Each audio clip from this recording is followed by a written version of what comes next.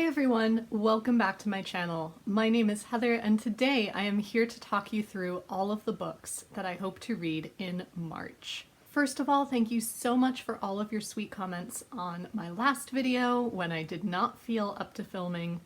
It was so wonderful. I am feeling a little bit better mentally, which is really great. I've even got a little bit of makeup on today. Like, who am I? I don't know, but I kind of love it. In any case, March is both an exciting month and kind of a weird and stressful month for me. It heralds the beginning of spring, which I never used to look forward to, but I am so looking forward to it this year. However, in addition, it is also a month with no days off from school and parent-teacher conferences, so it is incredibly stressful and tiring. So with that in mind, I have tried to curate a stack of books that will hopefully keep me really engaged and also really happy. Firstly, for my classic of the month, I have two actually that I'm hoping to get to. The first is Dr. Thorne by Anthony Trollope. I have been reading his Barchester series since October of last year and been really loving it. So I am so excited to get to this book so I can finally watch Julian Fellowes' adaptation of this book. I have no idea which characters it follows from Barchester Towers. Based on descriptions I have read, it doesn't seem like it follows many of them, but I could be surprised. I cannot wait to see what else goes on in Barsetshire. The other classic that I could read is The Government Inspector, otherwise known as The Inspector General by Nikolai Gogol, which is a play that I have loved ever since I saw it on Wishbone when I was 5 years old. So I cannot wait to read the original.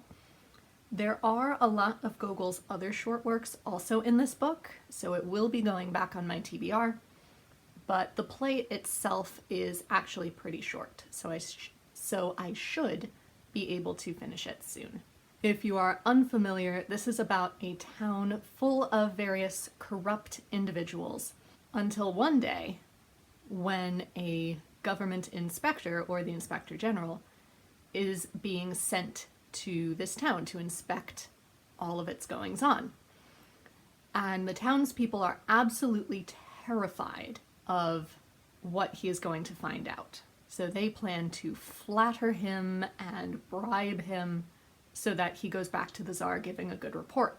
However, a feckless young man and his servant end up wandering into town about the same time, and he is mistaken for the Inspector General, and comedy and satire ensue from there. For my nonfiction book, I hope to read The Mother Tongue, English and How It Got That Way by Bill Bryson. You may recognize this from my February TBR and be thinking, but Heather, does that mean you didn't read a nonfiction book last month? No, it does not. I ended up getting an ebook arc of In Defense of Witches, which ended up being my nonfiction book for February instead. So I'll be talking about that in my February wrap-up later this week. So that means that this book can continue into March instead. And if you missed my February TBR, this is exactly what it sounds like. It's a nonfiction book about the evolution of English. I have only read two of Bill Bryson's books so far. I read his book on Shakespeare, which I thought was very well done, and I read In a Sunburned Country, which is his book about Australia, which I also found quite fun. So I'm looking forward to reading more of his work, as my father has read absolutely everything he has ever written and owns most of it. So I'm really excited about this. For something else fun and light and to keep me reading and motivated, I hope to read A Rogue of One's Own by Evie Dunmore.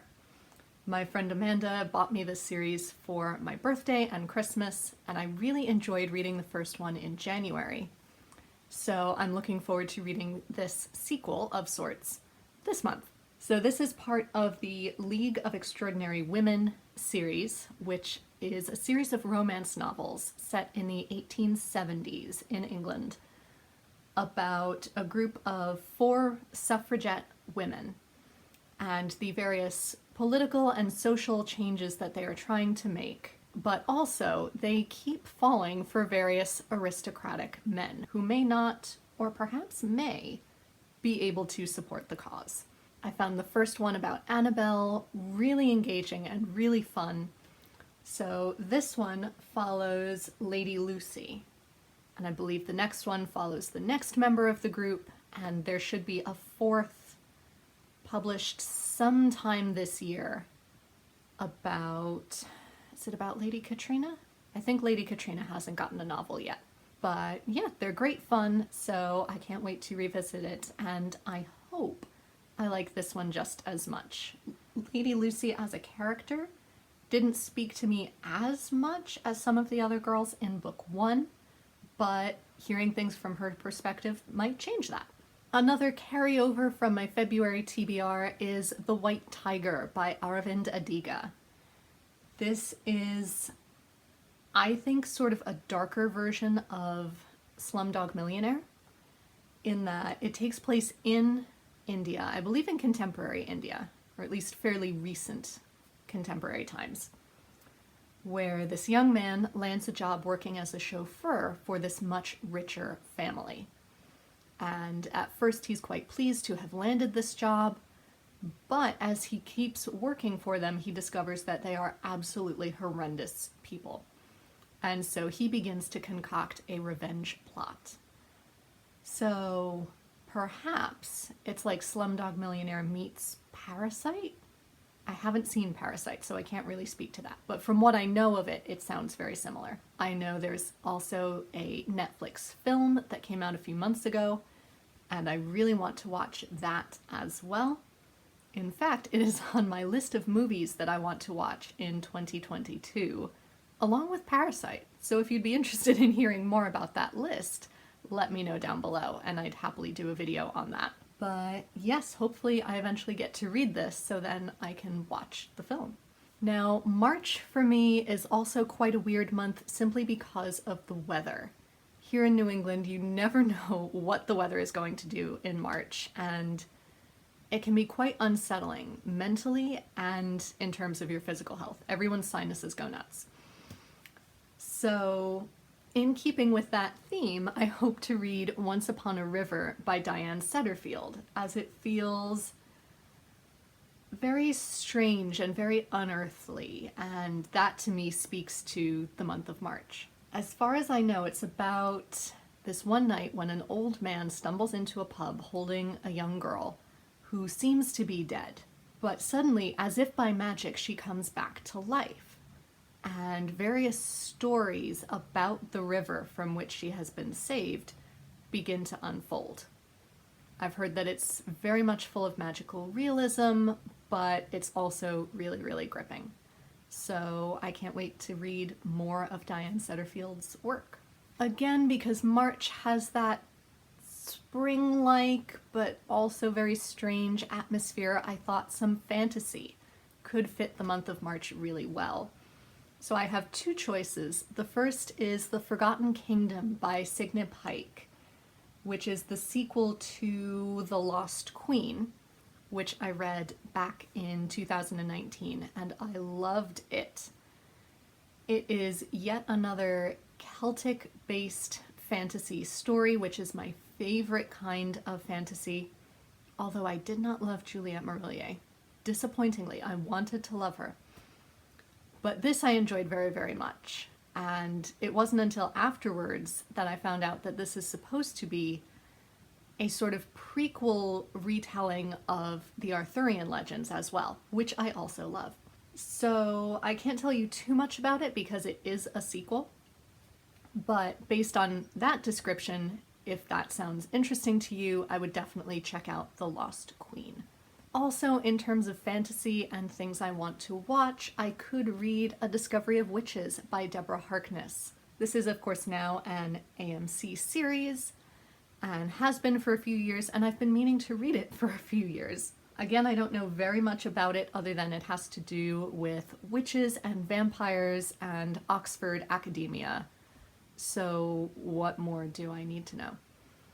Fun fact, this is my roommate Ellie's former copy, which she sold to me, which is really, really great.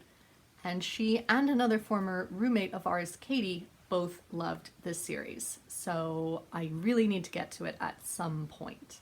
And finally, because March is also International Women's Month, I'm hoping to pick up Daughters of Night by Laura Shepard Robinson, which may or may not be a sequel to Blood and Sugar, which I read in February of 2020.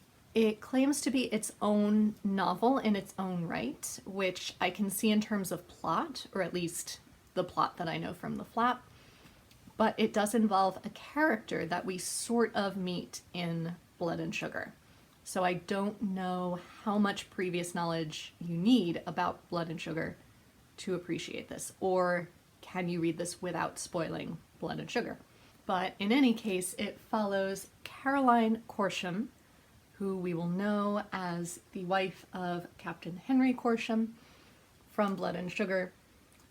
And I believe this novel is about Caro as she discovers that a sex worker has been murdered, and she is determined to find out who and serve the appropriate justice, but no one is willing to listen to her or help her. So she has to try and solve it herself. It sounds really wonderful. It's late 18th century / Regency set, plus lots of feminist themes. I'm in. And it has a recommendation on the back from Diane Setterfield. So, terrific. Okay, I stand corrected. It's not Regency, it's 1782, but still Georgian. So there you have all the books that I hope to read in March. Again, this may be slightly ambitious as March is beginning to fill up for me, but I could be pleasantly surprised. Let me know down below if you would like to know more about any of these books, if you would highly recommend that I push them towards the front of my TBR, or if there are any books that you are particularly thrilled to read this month and that you think I might enjoy too. Until next time, be safe, be well, and happy reading. Bye everyone.